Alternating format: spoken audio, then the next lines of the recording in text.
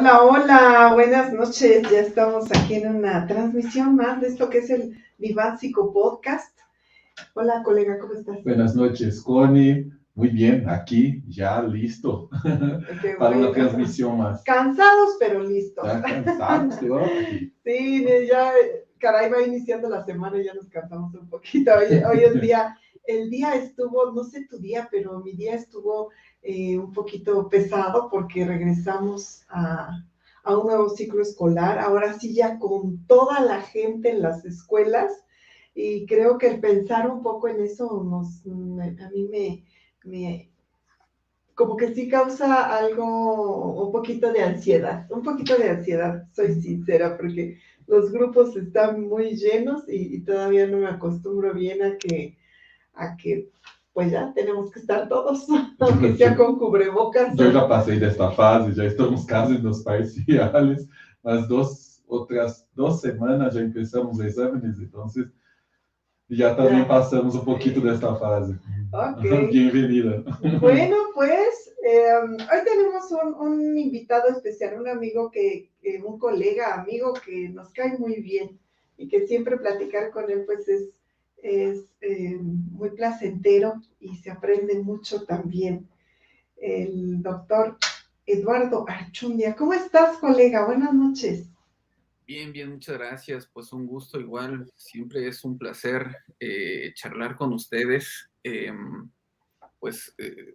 Listo. Gracias por la invitación y bueno, pues a disfrutar de estos minutos para hablar de un tema un tanto, este, no sé, que da comezón, ¿no? Pero pues que es importante tocarlo. Así es. Sí, de verdad, no, bueno, primero pues gracias a ti por haber aceptado la invitación, por supuesto. Y sí es cierto, este tema que es preocupante, a mí me preocupa mucho y me da hasta cierto punto pues un poco de tristeza. Digo, siempre el tema del suicidio es un tema que mueve las emociones, ¿no? Estas emociones que algunas personas le llaman las emociones negativas o feas o malas, pero es un tema real, es algo que está pasando y que yo creo que como sociedad tenemos que atenderlo, tenemos que aprender a hablar de estas situaciones que son una realidad que está pasando y que a mí me preocupa sobre todo, digo, en cualquier caso es doloroso, pero tratándose de niños y de adolescentes, es altamente preocupante, porque a veces pienso yo, bueno, ¿qué están viviendo los niños? Ajá, los niños tendrían que ser felices. Sí, los niños deben tener una vida feliz, sin angustias, más que de hacer su tarea, sin angustias más de que porque quieren otro juguete, porque quieren más dulces, porque quieren jugar más tiempo. Creo que esas tendrían que ser sus angustias. Y entonces, bueno, pues hablar del suicidio infantil y adolescente es fuerte, es duro, pero tú nos vas a ayudar, colega, a abordarlo de tal manera que la gente que nos escucha ahora y en lo sucesivo, pues más que solo preocuparse y cerrar la ventana, mejor nos ocupemos, que desde nuestra familia, desde los niños con los que tenemos contacto, podamos hacer algo para prevenir y bajar estos índices que tristemente creo que van a la alza. Te pasamos el micrófono virtual, colega, adelante. Muchas gracias. Pues sí, efectivamente es un tema del que no gusta mucho hablar. Incluso como académico te lo puedo decir, hay muchos colegas precisamente que no les gusta entrarle al tema precisamente porque es un tema fuerte, porque es un tema que mueve mucho. Es un tema que, por ejemplo, no sé, en entrevistas o simplemente en cualquier tipo de contacto que tengas directamente con los actores dentro de un proceso de investigación, pues te confrontas con esta realidad que duele. Pero pues es una realidad que no se puede negar, ¿no? Simplemente como para contextualizar unos datos muy generales, la encuesta nacional de salud indica que durante 2020, es decir, hace 2 años, que es como una de las cifras más recientes, hubo 1.150 niños, niñas y adolescentes en México que decidieron suicidarse. Esto implica que es un promedio de 3 casos por día. Si se hace una comparación con una cifra previa del año 2019, vamos a ver que en 2020 creció el 12%, es decir, se pasó de 1.028 suicidios a 1.150, ¿no?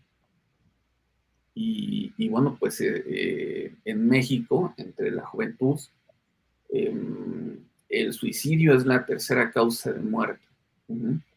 Es decir, no estamos hablando de una cosa menor, ¿no? Las cifras pues revelan que es una condición delicada, una condición a la que se le debe atender, ¿no? Sin embargo, bueno, pues para empezar, primero, después de este contexto, de estas cifras feas, ¿no? Que nos revelan en dónde estamos parados, vale la pena, aunque parezca muy obvio, pero vale la pena hablar de qué es el suicidio. Es decir, más allá de eso obvio que implica el suicidio, como quitarte la vida, ¿no? De manera intencional, de manera premeditada, ¿no? Pues hablamos de un problema de salud pública que es preventivo, ¿sí? Y se convierte en un problema de salud pública porque está vinculado con la depresión, con la ansiedad, incluso con el estrés postraumático.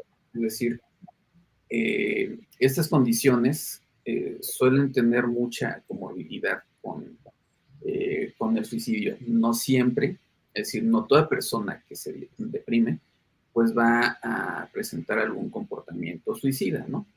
Pero sí es algo que se vincula en gran medida.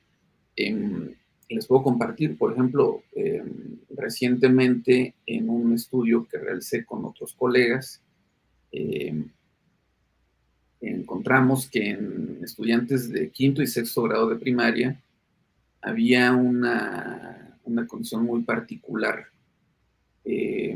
Inicialmente se pensó en el estudio, bueno, al arrancar el estudio, en explorar una relación directa entre el acoso escolar y el suicidio, muy ad hoc con eso que tocas, ¿no? Precisamente uno de los temas del día, el regreso a clases.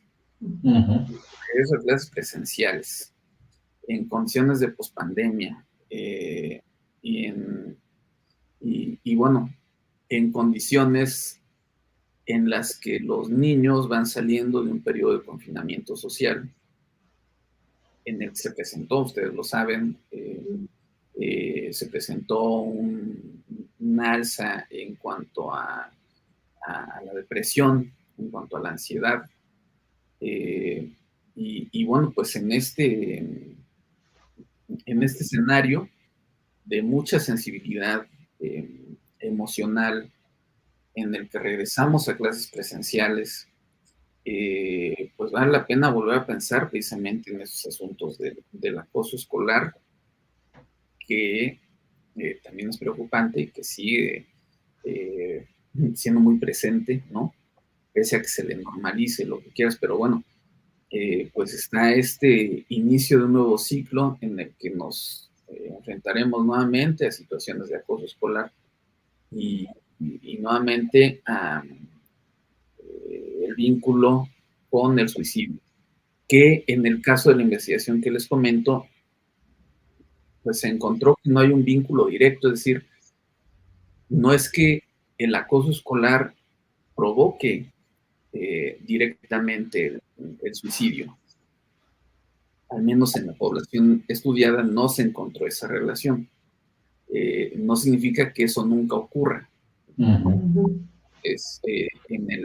En la población estudiada no fue una tendencia registrada, pero sí se encontró una especie de triangulación, es decir, el acoso escolar provoca depresión. Es una relación muy fuerte. Y entonces tenía después la depresión como un factor explicativo precisamente del comportamiento suicida. En esta población que estudiamos, insisto, chicos y chicas de primaria, un 4% presentaba comportamiento suicida. Ahora, al hablar de comportamiento suicida, es donde tenemos que desglosar un poco precisamente esta pregunta de qué es el suicidio, ¿no? Es decir, porque no solamente tendríamos que hablar de suicidio, tenemos que pensar en el comportamiento suicida conformado por 3 elementos. La ideación suicida, es decir, esos pensamientos que están, me atrevería a decir que están en todos nosotros en algún momento. Pensamos en la muerte, lo masticamos, lo procesamos, ¿no? Pero también está el intento suicida. Es decir, algunos solamente se quedan en la ideación, incluso tal vez el deseo, ¿no? Pero no necesariamente llevan a cabo algún intento. Hay otros que presentan el intento sin que pues llegue a su fin. Y entonces, bueno, pues no se llega siempre hasta el suicidio como tal, el suicidio consumado, vamos. Cuando hablamos de intento suicida, pues desde luego está quien realiza un acto sin el fin de que tenga de que se cumpla la muerte, ¿no? Es decir, es como una especie de aviso, tal vez, es una especie de levantar la voz, ¿no? De necesito ayuda, necesito atención, ¿no? Y bueno, pues está ahí como una posibilidad en cuanto al intento suicida. Hay casos en donde pues la persona intenta culminar el acto o por alguna razón pues no se da el fin esperado, ¿no? Ya sea que pues tal vez la dosis no es la adecuada, el medicamento que se ingiere no es el que le va a permitir llegar a la muerte, o no sé, hay algún otro factor no previsto que impide precisamente que se llegue a la muerte. Pero vamos, son como diferentes escenarios que están ahí presentes en este asunto del comportamiento suicida, ¿no? Entonces, bueno, no sé, ustedes díganme si hasta aquí vamos bien, ¿hay algún comentario, alguna participación por parte de ustedes para que no parezca como un monólogo, ¿no? No, está bien, es que creo que esta introducción que hiciste va abarcando todo este escenario, todo este contexto, porque no es solamente el hecho en sí del suicidio, sino todo lo que conlleva y todo lo que lleva a la persona desde la idea, el intentarlo, y bueno, pues hasta que se logra, ¿no? Sí, una de las cosas así, doctor, que estoy pensando es justamente dentro del universo infantil y juvenil, así, ¿cuáles estos factores depresivos, ansiogénicos, que pueden desencadenar entonces una ideación suicida y hasta mismo el suicidio? Sí, ahorita entraremos un poco más a detalle, ¿no? Pero de manera directa en este estudio que realizamos, pues la depresión es un elemento que está ahí muy presente, ¿no? Desafortunadamente en esa investigación no medimos la ansiedad, entonces no tenemos ese referente empírico como para sostenerlo. Sin embargo, hay un montón de estudios que también han encontrado una alta relación, un vínculo muy estrecho con la ansiedad, ¿no? De repente pareciera como una triada mortal, ¿no? Cuando se junta la depresión con la ansiedad y de repente aparece el comportamiento suicida, ¿no? Son elementos que siempre están ahí rondando, pero precisamente con los niños a veces no lo notamos. Precisamente, como decías, Connie, de esta idea de que pues, los niños son felices, nada les preocupa, les gusta vivir, pero no necesariamente es así. Ya lo estamos viendo, es decir, ya no es una opinión mía o de alguien más, ¿no? Las cifras lo revelan, es decir, hay un alza en todo esto, ¿no? En depresión, en ansiedad y en suicidio.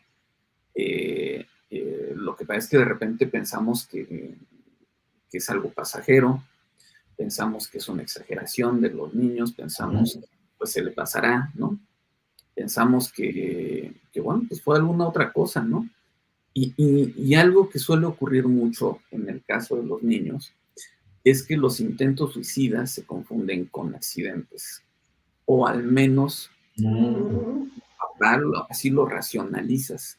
Un accidente, es decir, se cayó de la escalera porque pues, se resbaló, por ejemplo, ¿no? No es que él se haya querido aventar, no es que él quiera morir, porque al final esto implica un fracaso como padre. Asumir que tu hijo quiere suicidarse es como asumir que algo estás haciendo mal, ¿no? Y entonces reconocer que eso que ocurrió en casa fue un intento suicida, pues es mejor bajo la cortina, digo que no pasó nada, fue simplemente un hecho desafortunado, ¿no? Una coincidencia, algo que no era intencional. Y bueno, se tomó las pastillas porque se equivocó de frasco, ¿no? Lo vio en exacto, alguna película, alguna caricatura, no sé, pues hicieron eso y entonces está imitando, pero no nos detenemos a pensar en la salud emocional del niño, porque se piensa como que es algo que de entrada está bien. Es decir, las emociones del niño, de por sí somos una cultura que no suele mirar mucho hacia las emociones o detenerse en las emociones, y bueno, pues más aún en los niños, ¿no? Es como si se pensara que en el equipamiento que llevan está en automático la alegría, la satisfacción. Entonces, eso no puede faltar, ¿no? No sé si contesto, Richard. Sí, sí, doctor, muy bien. Y sí pienso, coincido no pensamento, porque justamente yo y Connie estamos hablando hoy sobre algunas ideas que son inconcebibles, así, en un sentido común. Pensar em um niño deseando morir é algo muito complexo e muito difícil de imaginar, já que assim, o niño deveria, usando essa palavra, deveria estar projetando a Navidad, deveria estar projetando quando chegar a la preparatória, quando ser grande, e pensar nesses desejos de morte assim tão pronto é algo que realmente assusta. E isso está bem dicho, doutor, que ocorre muito em nossa cultura latino-americana, eu posso dizer, que as emoções não são tão vistas assim, sobretudo dentro de la família. se quedan en un segundo plano o muchas veces, dependiendo del lugar, el niño tiene que ser más, el niño no caso hombre, tiene que ser más duro, no puedes llorar. No tienes que estar triste, no tienes problemas. Problemas de verdad es trabajar, es colocar comida en la mesa. Son muchas de estas frases que se repiten. Tú no tienes problema. Entonces es triste también entender que nosotros adultos somos gran parte del problema. Sí, Así es. sí es cierto. Adelante. Sí, pues es que esto que comentas es súper importante, porque si hablamos de que la expresión de la emoción es algo que se percibe como debilidad, es decir, si yo, hombre, lloro, soy débil, pues ¿qué pasa cuando alguien pues comete el suicidio? Generalmente viene un estigma precisamente de debilidad, ¿sí? Entre que se moraliza y se dice que es malo suicidarse, toda esta serie de preceptos que caracterizan a la doctrina social judeocristiana, que prohíbe siquiera pensar en la muerte, porque Dios es el único que es capaz de decidir a quién da vida y a quién se la quita, bueno, con la posibilidad del suicidio, ¿no? Estos preceptos que había antes de que incluso el que se suicidaba no podía ser enterrado en un panteón, porque en Tierra Santa no tenían las puertas abiertas de los que cometían suicidio, era una afrenta a Dios, ¿no? Desde ahí se empieza a cargar el suicidio de una connotación negativa, es algo malo, ¿sí? Pero además, socialmente se establece esta idea de que cobarde, ¿no? El suicidio lo comete quien es cobarde, es decir, valiente es el que vive. Y eso tiene que ver también con estas nociones que tenemos de vida y muerte, cómo las hemos construido socialmente. Aquí sin echar un rollo muy elevado, ¿no? Intentaré tocarlo de manera breve, como para... Yo sé que de repente alguno no estará de acuerdo, o más yo no va a estar de acuerdo, ¿no? Pero siempre pensamos en la vida como algo deseado, como lo mejor, ¿no? Es decir, la vida se desea, se le agradece a los padres que te dieron la vida, ¿no? Aunque tú no la hayas pedido. Es decir, en un acto egoísta, los padres decidimos tener hijos. Y entonces se parte también como de esta idea de que tú como hijo inmediatamente tienes que estar agradecido con los padres porque te dieron la vida. Entonces te dan la vida, tú vives, y si tú reniegas de la vida es como locura, ¿sí? Como, ¿qué le pasa a este? O sea, no desea vivir. Bueno, pues es que habría que pensar que hay de vidas a vidas. No es lo mismo vivir en la Condesa y bueno, pues tener toda la vida resuelta materialmente y demás, ¿no? A estar viviendo al día. No es lo mismo vivir en un hogar donde hay afectividad, donde hay comunicación, donde hay acompañamiento, que vivir en un hogar donde te violan los propios padres o te violentan o, no sé, o te abandonan, ¿no?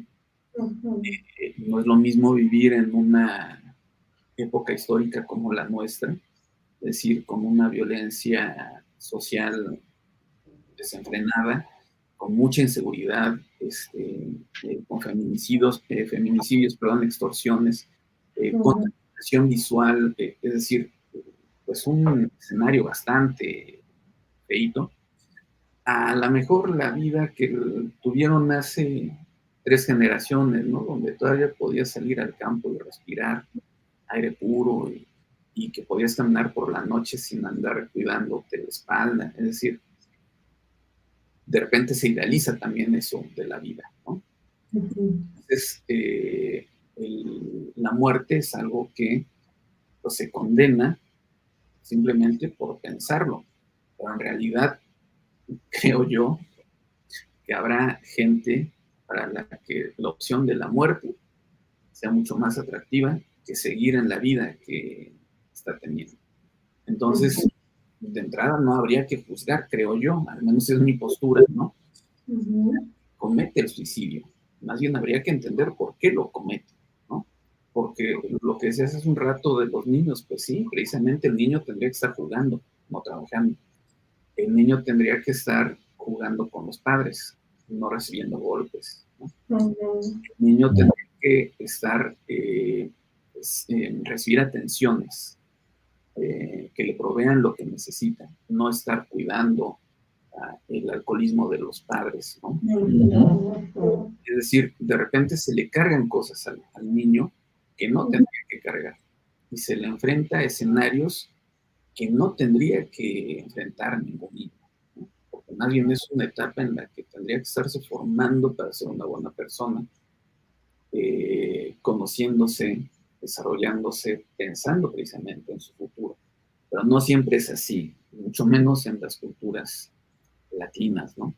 Entonces, pues ahí está, ¿no? Ahí está esta realidad que no es la misma para todos y precisamente, pues por eso se desarrollan recursos distintos, ¿no? Es decir, hay quienes tienen recursos emocionales sólidos como para afrontar eso que les pasa, expresarlo de manera adecuada. Hay quienes tienen recursos sociales en el sentido de tener con quién expresarlo, ser escuchados, ser guiados.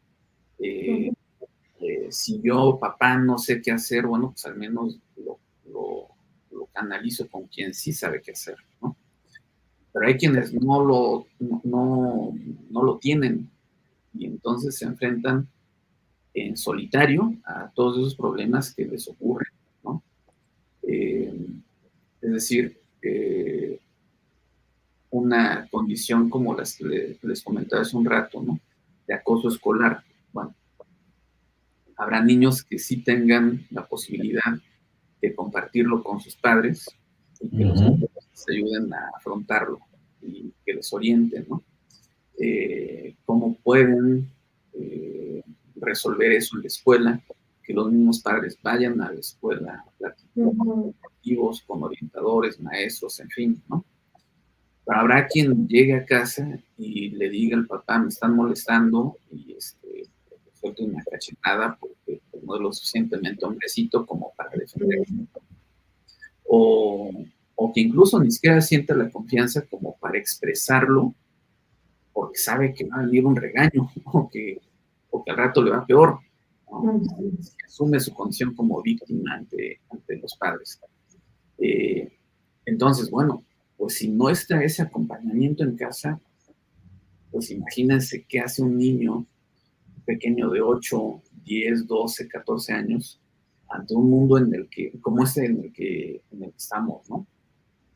Es realmente complicado que así, en un proceso de desarrollo, de crecimiento, el niño sea capaz de repente de manejar situaciones así de complicadas, ¿no? Si para uno como adulto es difícil, pues peor para ellos, ¿no?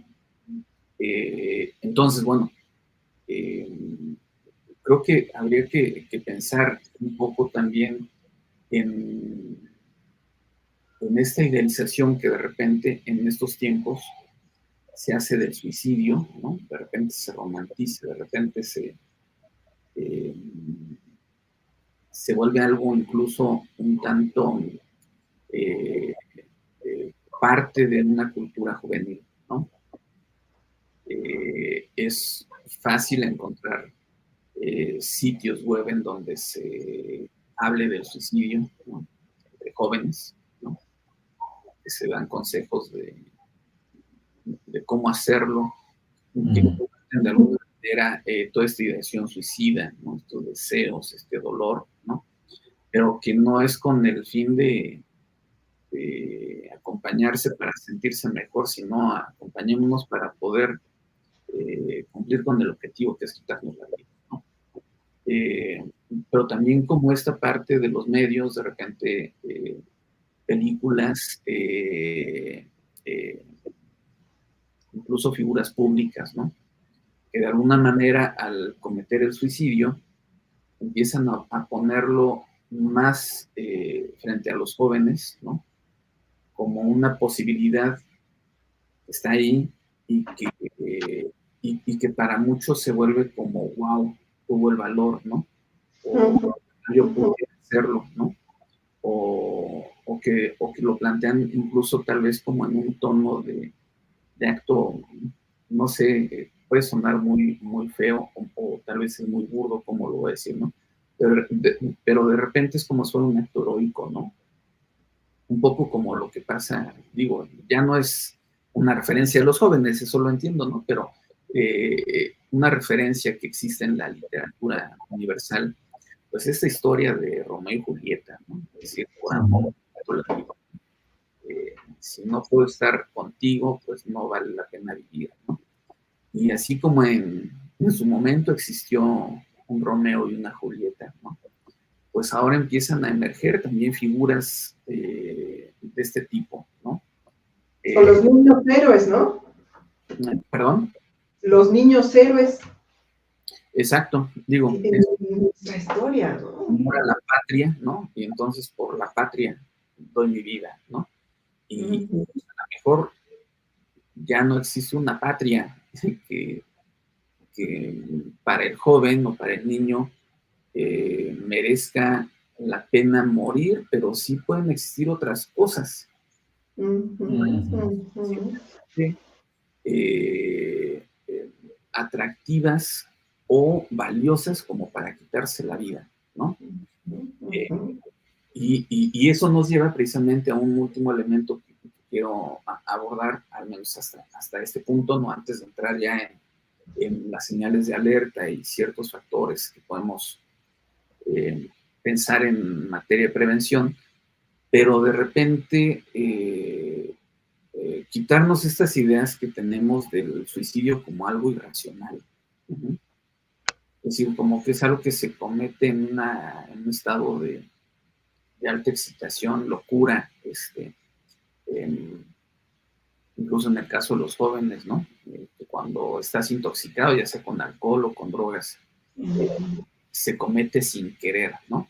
Y sí es cierto, hay casos en donde esta conducta impulsiva de repente te puede rebasar y lleve a cometer el suicidio, ¿no?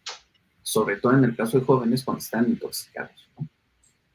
Pero no siempre es así, es decir, la mayoría de los casos es un acto planeado, es decir, es incluso pensado con anticipación, cómo hacerlo, cuándo hacerlo. Digo, una nota de despedida, pues no se hace en 5 segundos, ¿no? Y lo que se pone en una nota de despedida no es algo que en ese momento se le ocurra, ¿no? Esto te habla de todo ese proceso de planeación y cómo el suicidio para muchos implica esta relación de medios fines, ¿no? El suicidio como medio para alcanzar el fin deseado. Si yo deseo dejar de sufrir, pues puede ser que el suicidio sea la mejor opción en cuanto a medios, ¿no? Porque a lo mejor como niño o como joven no veo otra forma de dejar de sufrir. Es decir, no veo cómo cambiar mi papá, no veo cómo cambiar el ambiente en mi hogar, no veo cómo mejorar aquellas cosas que me pesan, ¿no? Por ejemplo, la imagen corporal, ¿no? Que puede tener mucho peso precisamente en el caso de los, ¿no? Incluso hasta los niños. Todo este asunto de la imagen, no solamente en cuanto a rasgos físicos, sino incluso hasta la performatividad del cuerpo, ¿no? Incluso estos conflictos que de repente se detonan por identidades de género, ¿no? Pues si no encuentras una forma de dejar de sufrir porque tú eres homosexual, tú te sabes homosexual, pero tus padres no lo aceptan porque la sociedad te violenta, te discrimina, bueno, pues en una de esas, en esa balance de medios fines, pues el medio más eficaz para alcanzar el fin, que es dejar de sufrir, es quitarme la muerte, ¿no? Entonces se vuelve irracional, se vuelve un acto totalmente calculado. Esa es mi mejor opción para alcanzar el fin que yo deseo, ¿no? Entonces, son como diferentes escenarios. Insisto, sí habrá casos en donde sea un asunto muy impulsivo, pero en otros, para nada, ¿no? Pues no sé, ¿quieren que empecemos con algunos elementos que pueden entenderse como señales de alerta? Sí, yo creo que sí, porque es importante que las familias reflexionen más sobre esto. Hace rato diste muchos ejemplos que a veces escuchamos en terapia y que los papás, claro que saben, por supuesto, y están preocupados por los hijos, pero en algunos casos traen a los hijos para que los hijos resuelvan el conflicto que traen con lo que está sucediendo en casa, que muchas veces tiene que ver con papá y mamá, entre ellos, como adultos, como pareja, ¿no? A los papás a veces les cuesta trabajo separar esta idea de que los hijos no ven, no pueden, es imposible. Entre más jóvenes los hijos es más difícil que vean las cosas como las ven ellos como adultos, y ya como experimentados en cuestión de relacionamiento con pareja. Los niños, los hijos, lo que piensan pues es este rollo que traen mis papás, porque en este momento siento que mi familia se está rompiendo cuando hablamos, por ejemplo, de este temor a que se separen los papás o se divorcien. O sea, los niños están sintiendo que se acaba su mundo, se acaba ese hogar, esa familia, ese lugar a donde pertenecen. Entonces, yo creo que el escuchar estas cosas y escuchar esto que nos vas a compartir, cuáles son las alertas, sobre todo a los papás, porque bueno, pues los niños casi siempre se desenvuelven dentro de una familia, y a veces no es suficiente con que una abuela buena venga y quite de ese escenario al niño, no es suficiente con que a lo mejor unos tíos rescatadores tomen a los niños y a veces se los lleven a pasear y ya con eso medio se olvidan de las cosas. Ay, vamos a llevarlos para que se distraigan. Pues esto no es así, porque a veces regresan a esos ambientes hostiles, difíciles, complicados, en donde los niños están, ¿no? Yo a veces les digo a mis estudiantes, quienes se están formando como docentes de primaria, les digo que ellos tienen una responsabilidad muy grande, porque les toca el tiempo que están los niños con ellos, hacérselo lo más ameno posible, lo más tranquilo posible, porque para algunos de ellos, lamentablemente, la escuela, el tiempo de la escuela es el único tiempo que tienen tranquilo. Así es que, pues te escuchamos, colega. ¿Cuáles son? Son una cosita que que pensé ahora también, después de todo eso que el doctor y también la doctora habló, la cuestión también de esta expectativa irreal que algunos papás tienen en relación a sus hijos. Algunos tienen un hijo que es ideal y entonces y el hijo que es real a veces no es compatible, o a mayoría de las veces no es compatible con este hijo, esta hija idealizado. Y entonces esa expectativa empieza a estar en un nivel de exigencia, y como la doctora dijo, tienes que comprender todo lo que hago por ti. Y mira a tu primo, mira a tu prima. Yo una vez me enteré de un caso donde el niño escribió una carta y justamente una de las cosas que decía esta carta de despedida, felizmente hubo una intervención antes de llegar no caso ao hecho en sí, pero decía, por lo menos ahora ustedes no tienen que preocuparse en lo que gastan conmigo. Mira que presión, eso que estamos hablando, que presión para un niño, eso es bien complicado. Claro. Y todo esto que han comentado es bien importante precisamente enfatizarlo, porque de repente pensamos, no sé, qué débil, ¿no? O sea, se quita la vida porque se separan sus papás, pues, ni que se hubieran muerto. ¿No? Es una gran tragedia. Bueno, para mí a lo mejor no es una gran tragedia, pero nuevamente caemos en el juzgar y bueno, no reparamos en qué representa para el niño. Tú lo dijiste, Connie, hace un rato, se le está acabando su mundo.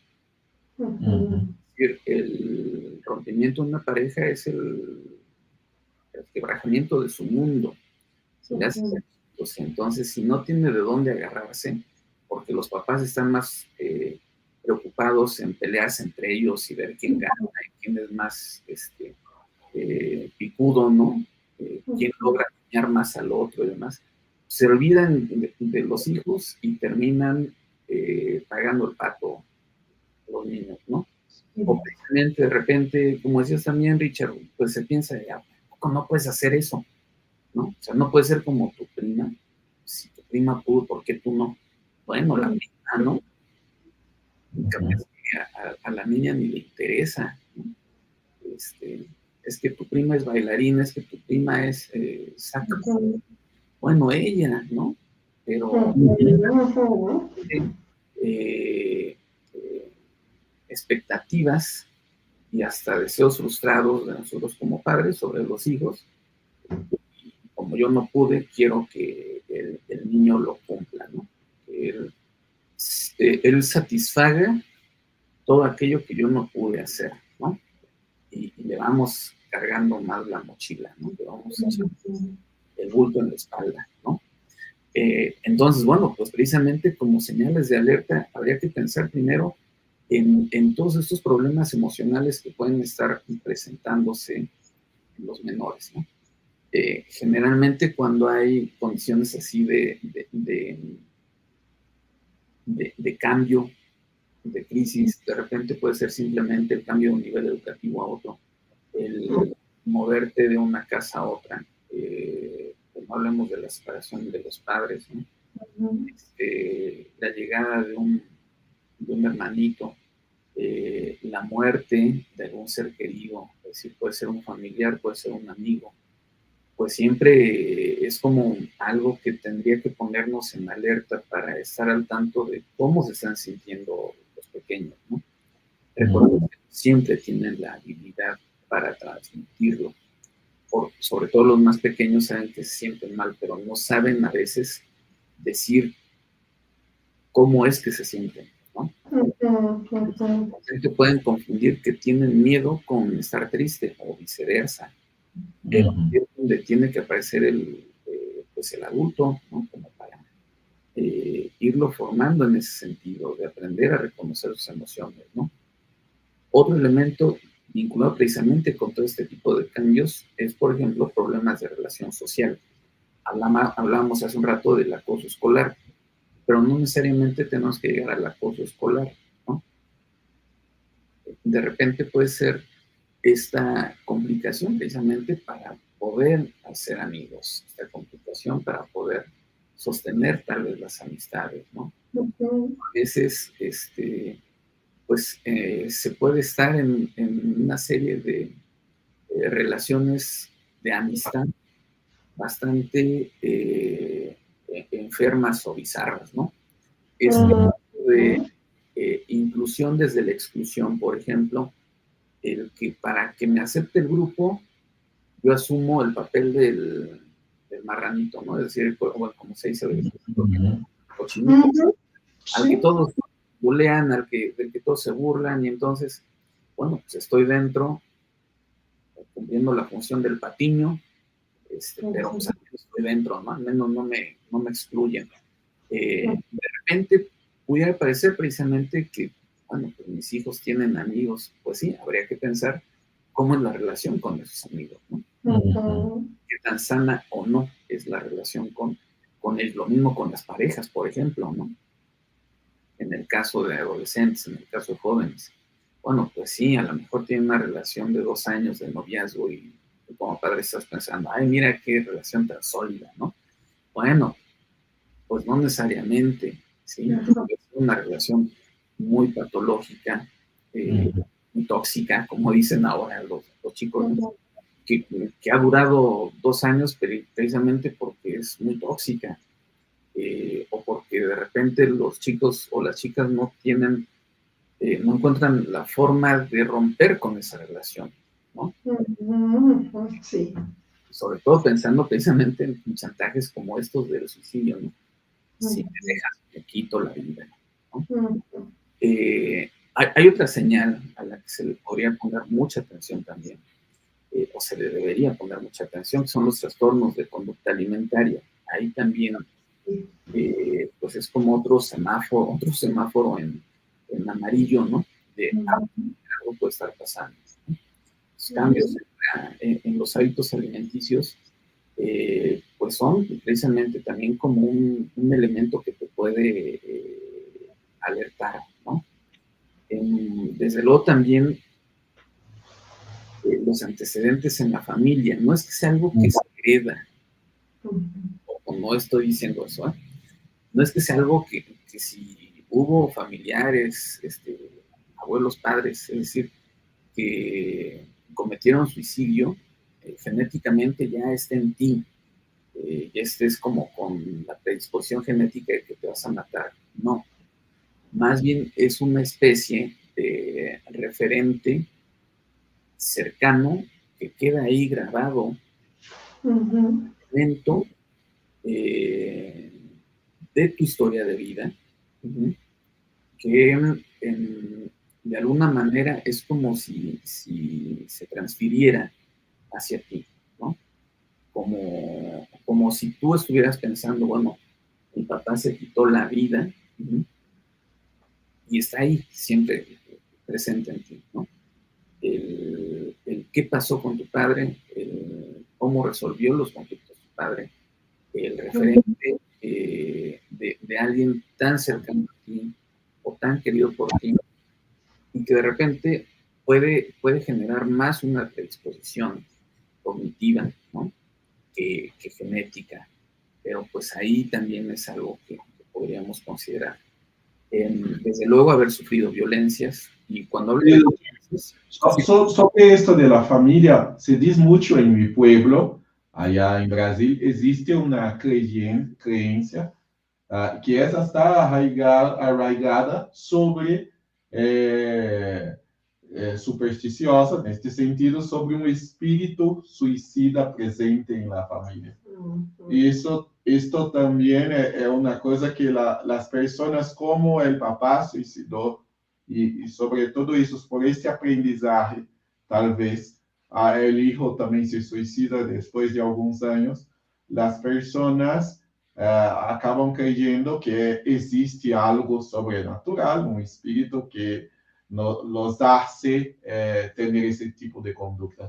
Solo eso que me acordé ahora. ¿Cómo te puedes sugestionar, ¿no? Con estas leyendas urbanas, ¿no? Estas creencias. Y también, pues, todo el peso social que es sobre ti, ¿no? Porque no faltará quien en la familia, a lo mejor el tío, el primo gracioso, ¿no? O bueno, que se siente gracioso, que empieza a plantear siempre estas ideas, ¿no? De, ay, ni le digas nada porque se va a poner triste y va a querer matarse, ¿no? Vas a acabar loco como tu padre y te vas a matar, ¿no? Es decir, pues al final también es como otra losa que le echas, como ahí como traer la letra escarlata pegada en ti, ¿no? Y bueno, pues hablamos ahorita de violencias, ¿no? Mm, mm, Ustedes saben que no hay un solo tipo de violencia, y la violencia no necesariamente tiene que ser física, también está esta violencia simbólica, que puede ser por medio de la palabra, por medio de los actos, por medio de la omisión, ¿no? Y también todos esos elementos pueden estar generando condiciones que lleven al sujeto a pensar en la muerte, ¿no? Desde luego, pues estar en un proceso de duelo, ¿no? Eso siempre te vulnera. El duelo por un ser querido, pues te pone en una condición, pues un bajón emocional. No necesariamente vas a caer en depresión, ¿no? Pero sí es un elemento que, sumado a otros de los que hemos comentado, puede ser como un detonante, ¿no? Otro elemento también, de repente en nuestra sociedad a lo mejor, es decir, en México tal vez no es tan común por el control que hay sobre las armas de fuego, pero pues en sociedades como Estados Unidos, por ejemplo, el buscar, el ser como muy aficionado a las armas de fuego o medicamentos, ¿no? De repente este asunto de quiero motrín como si fuera golosina, bueno, pues son elementos que también se convierten en una señal de alarma, ¿no? Como el querer tener a mano o cerca esos elementos que en algún momento se puedan ocupar como herramientas, ¿no? Para quitarse la vida.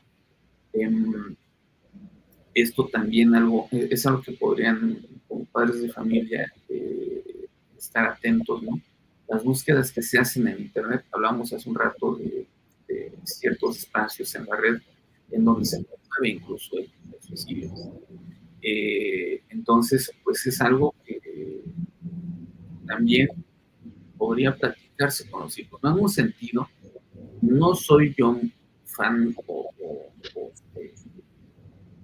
de esta postura de revisar las redes o de meterse en de búsquedas y demás, ¿no?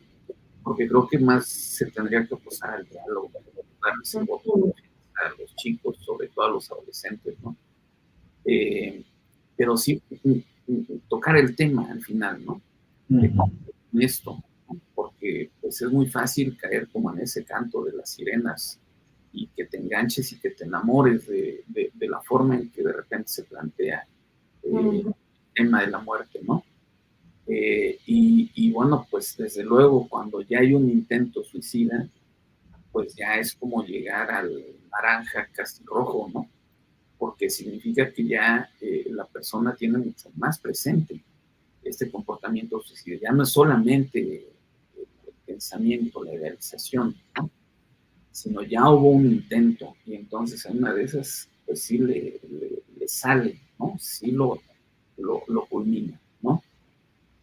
¿Qué es lo que podemos hacer? Comunicación, ¿no?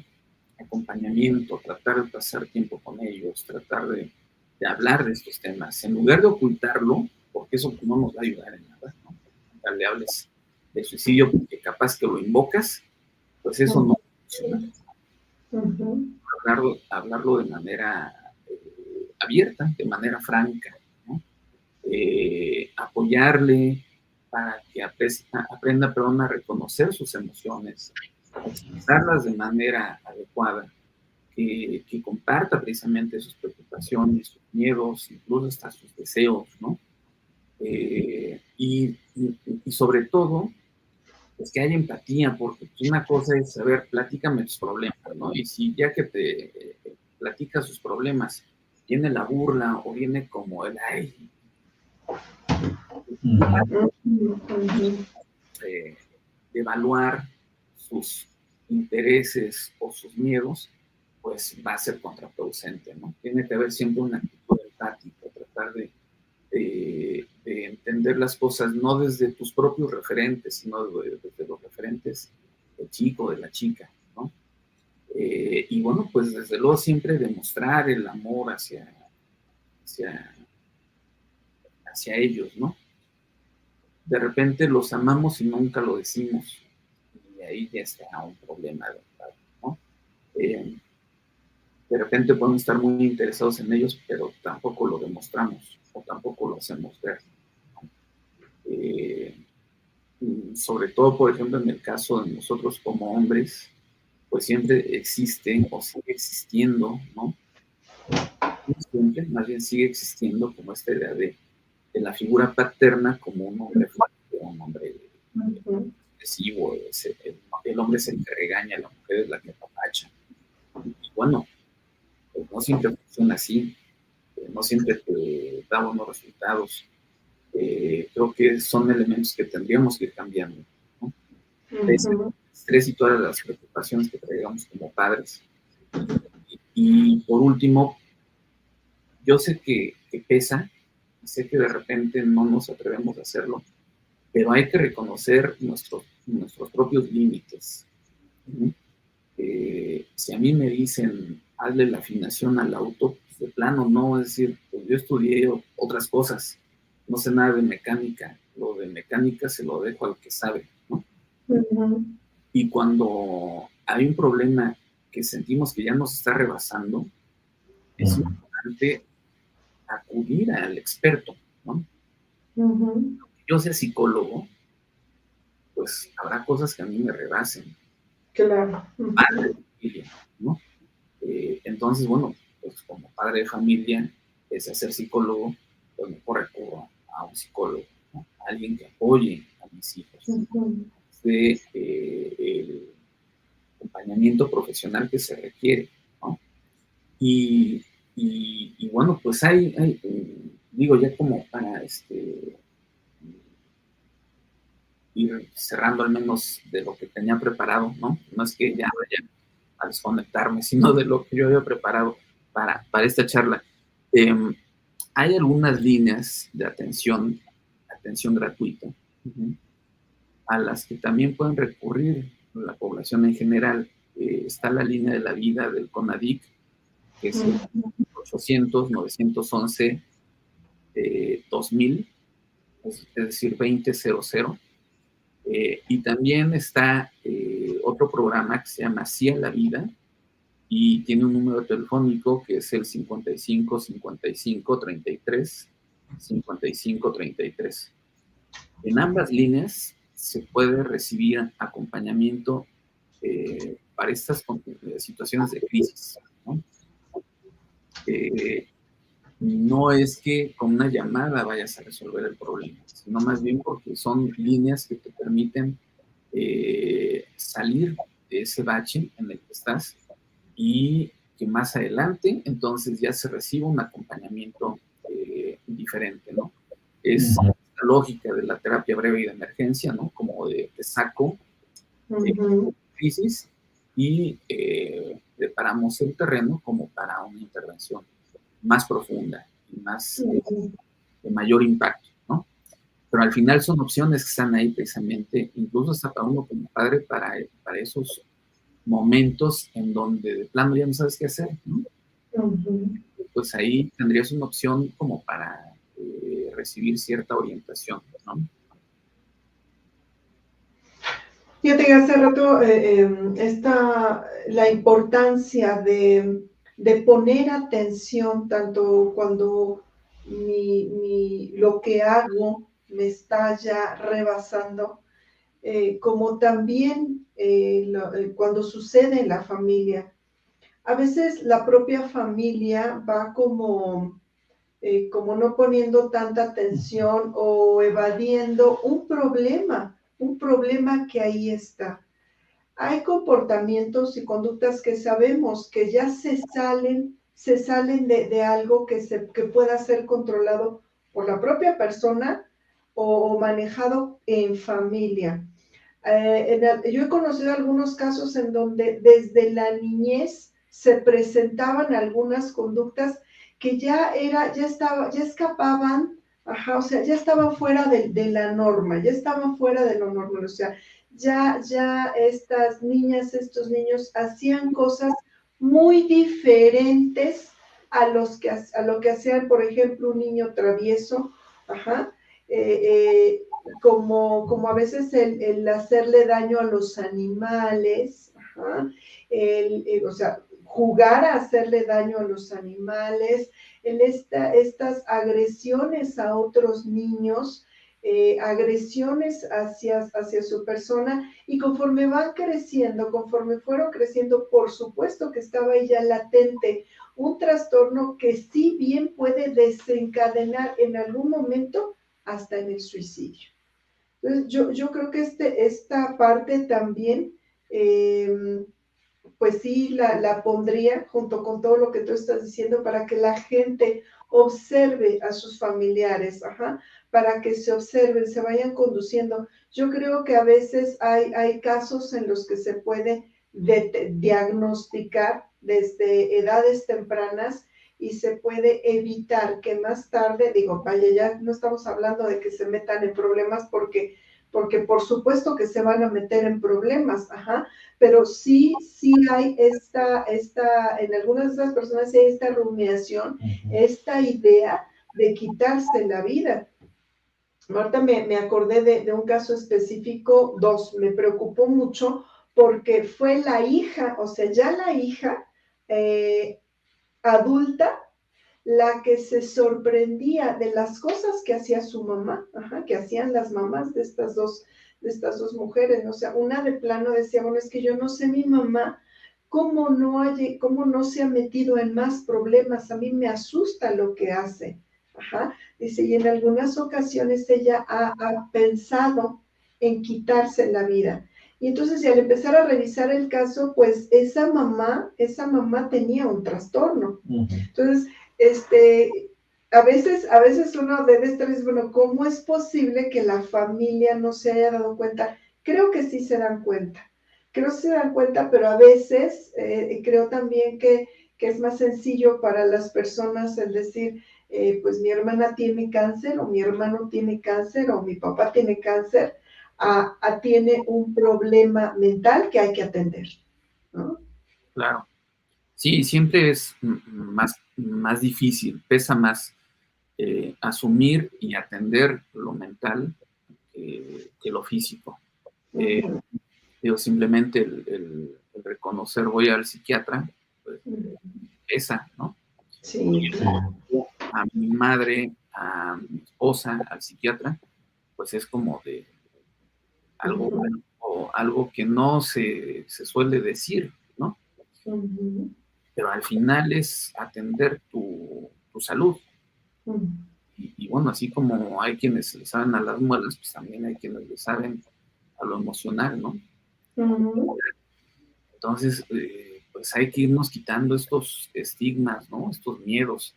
Y también, pues eso que decías es bien complicado. De repente, como familiar, aunque veas conductas de este tipo,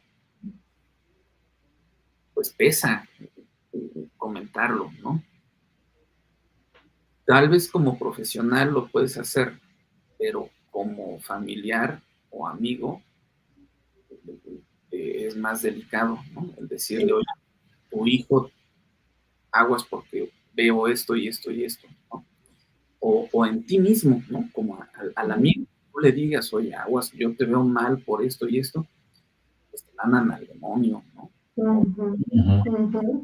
Entonces, digo, no es que cerremos los ojos, ¿no? No es esa la intención, sino pues asumir que en el momento en que lo compartamos, seguramente no nos ve bien, seguramente no lo van a agradecer, pero bueno, pues sí se tiene que decir, ¿no? Sobre todo por cuando son casos como el que comentas, ¿no? Ustedes también lo saben, aquel chico o aquella chica que empieza a maltratar animales, pues habla ya de personalidades antisociales, ¿no? Es decir, o puede dañarse a sí mismo o puede dañar a otro. Entonces, de ahí no es que sea un asesino serial ya porque lastimó un perro, porque lastimó un gato, no es eso, es simplemente nuevamente como una alerta. Aguas, si disfruta generarle, si disfruta, generarle dolor a otro ser vivo, pues algo está pasando en su cabeza, ¿no? le está generando. Entonces hay que ver precisamente qué es eso que le está generando, porque eso le genera placer, ¿no? Porque bueno, pues al final podrá decirse es un perro, ¿sí? Pero también es un ser vivo. Entonces lo que se disfruta tiene que ver precisamente con nuevamente estas ideas de vida y muerte, ¿no? Es como diría Freud, ¿no? Estos impulsos de muerte, ¿no? Tentar a la muerte cuando subes a la moto y vas a 250 kilómetros por hora. Digo, pues tú sabes que de repente un bachecito, incluso hasta un charco, una piedrita mal acomodada, pues te puede volcar, ¿no? Que sepas, lo disfrutas, es decir, disfrutas ese acto, ¿no? Ese acto temerario. Entonces, bueno, pues ahí está siempre ese tentar a la muerte, ese impulso, ¿no? Del que hablaba Freud.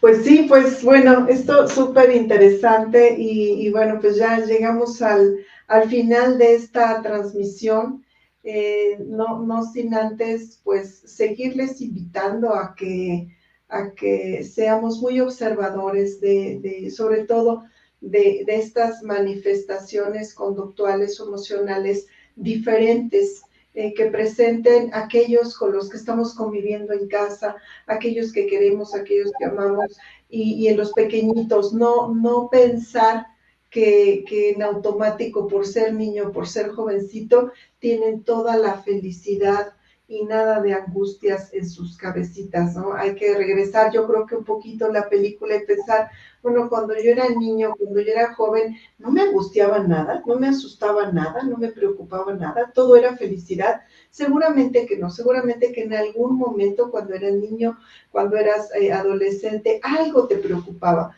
Pues eso a lo mejor multiplicarlo porque hay algunos que estas cosas que a ti te preocupaban poquito, a otros les preocupará mucho más y que tal vez también, así como dices, estas cosas que yo viví de niño no eran nada comparado con otras realidades en donde verdaderamente quizá hay niños cansados, hay niños que ya no quieren, hay niños que sienten que no tienen escapatoria.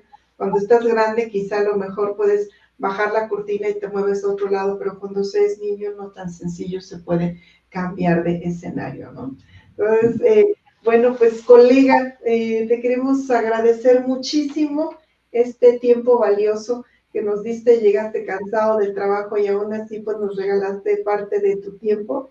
Y además para mí siempre con cada invitado pues es una clase, yo digo que es una clase y en este caso pues además una verdadera cátedra sobre lo que es el suicidio infantil y del adolescente.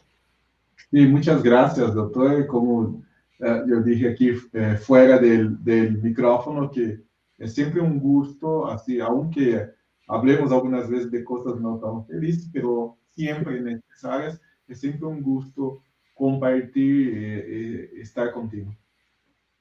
No, gracias a ustedes por la invitación, un placer y bueno, pues al orden.